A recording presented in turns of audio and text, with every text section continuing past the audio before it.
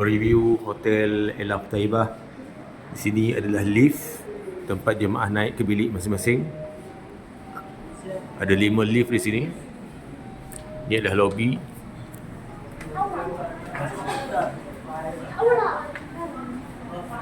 Ini adalah receptionist. Lobby.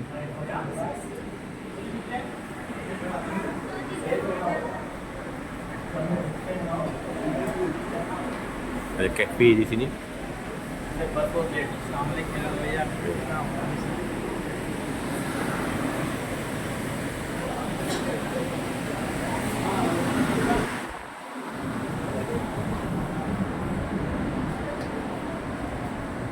Ini Hotel Movenpick.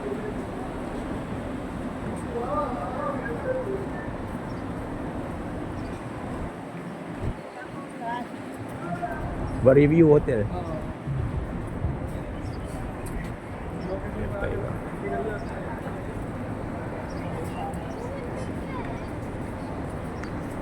Itu ialah Masjid Nabawi.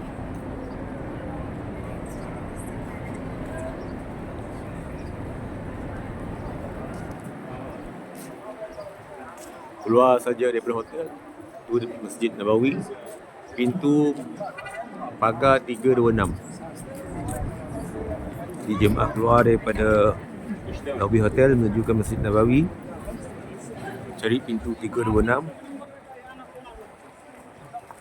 Kawasan ni sangat dekat dengan tempat ruang solat kaum wanita.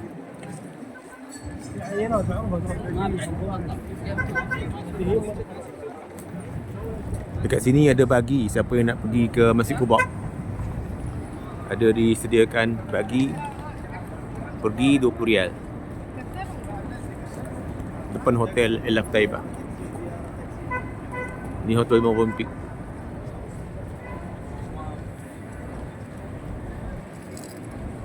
Sekarang nak masuk waktu isyak.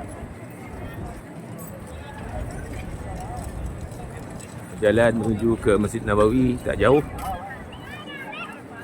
Jalan santai-santai, lebih kurang sampai ke tempat pintu utama masjid lebih kurang bawah 10 minit.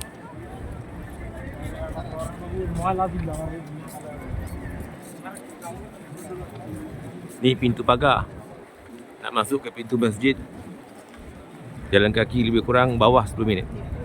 Santai-santai.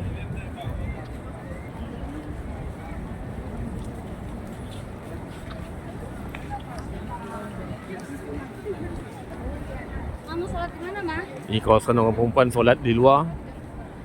Depan tu pun orang perempuan solat di luar.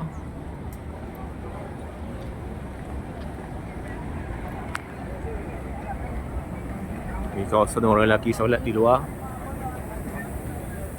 Jadi orang lelaki kalau nak sembahyang terus ke sebelah kanan ataupun terus ke depan, masuk sebelah kanan.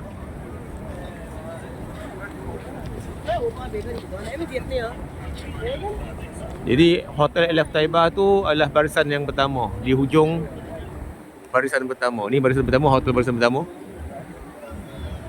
Di hujung barisan pertama adalah Hotel Elaf Taibah. Daripada sini nampak.